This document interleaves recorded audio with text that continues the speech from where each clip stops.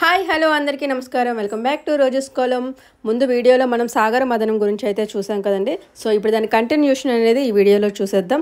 సాగర మదనం కంప్లీట్ అయిన తర్వాత అమృతం కూడా బయటకు వచ్చిన తర్వాత దానిని విష్ణుమూర్తి జగన్మోహిని రూపంలో వచ్చి తీసుకుపోవడం అయితే జరుగుతుంది.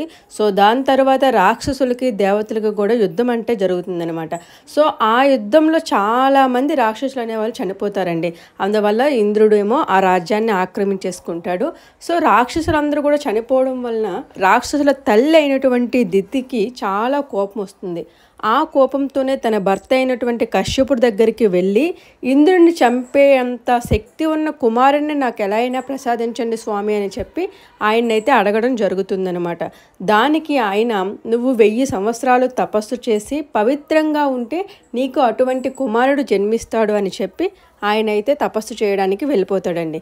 ఆయన తర్వాత ఈవిడ కూడా తపస్సు చేయడానికి చాలా మంచి ప్రదేశాల కోసం వెతుకుతూ కుశప్లవనము అనే ఒక ప్రదేశాన్ని అయితే ఆవిడ ఎంపిక చేసుకుని అక్కడ ఆవిడ తపస్సు చేయడం అనేది ప్రారంభిస్తుంది.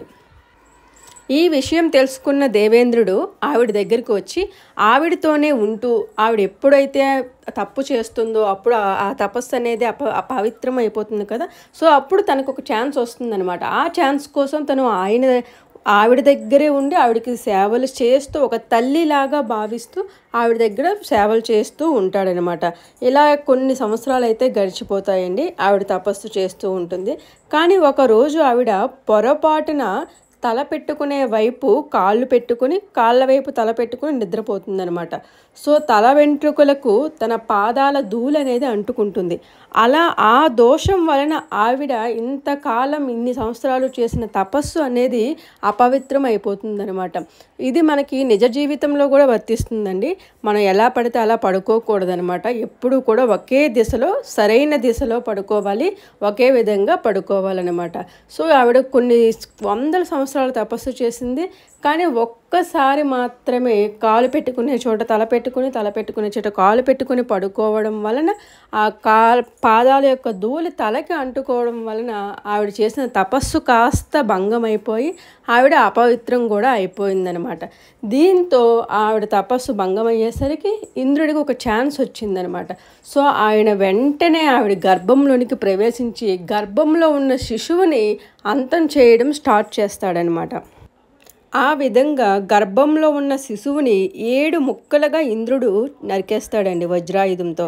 ఆ బిడ్డను అలా ముక్కలుగా కోస్తున్నప్పుడు బిడ్డ బాధతో ఏడుస్తుంది. ఆ ఏడుపు ఉన్న దితికి అప్పుడు కానీ మెలకువ రాదనమాట. సో ఇంద్రుడు తన బిడ్డని ఏమీ చేయవద్దని చెప్పి చాలా ప్రాధాయపడుతుంది. తల్లి మీద గౌరవంతో ఇంద్రుడు గర్భంలో నుండి బయటకు వచ్చేస్తాడు.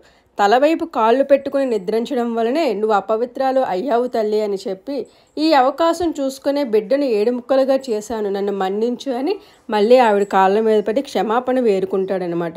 దానికి దితి, దేవేంద్ర, ఇందులో నీ తప్పేమీ లేదు, నేను చేసిన తప్పు వల్లే ఈ విధంగా జరిగింది.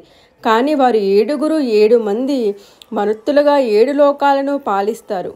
ఒకడు బ్రహ్మలోకంలో సంచరిస్తాడు, ఇంకొకడు ఇంద్రలోకంలో, మరొకడు వాయువు అనే పేరుతో ఆకాశంలో, మిగిలిన 4 నీ ఆజ్ఞతో 4 దిక్కుల్లో తిరుగుతారు అని చెప్పి 2 స్వర్గానికి వెళ్ళిపోతారు. అంటే దితీదేవి అండ్ దేవేంద్రుడు కలిసి స్వర్గానికి వెళ్ళిపోతారనమాట. ఇది విశాల నగర కథ అని తర్వాత కథను ప్రయాణ పడేక లేకుండా విశ్వామిత్రుడు రామలక్ష్మణుడు చెప్తున్నాడు.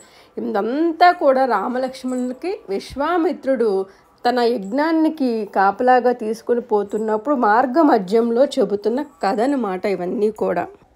ఆ విధంగా మిథిలా నగరానికి అలా ప్రయాణిస్తూ దారిలో రామలక్ష్మణులకు ఒక ఆశ్రమం కనిపిస్తుంది.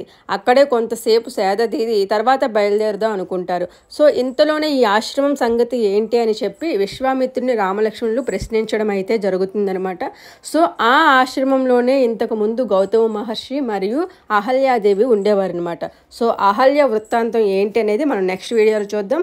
Thanks for watching. బాయ్.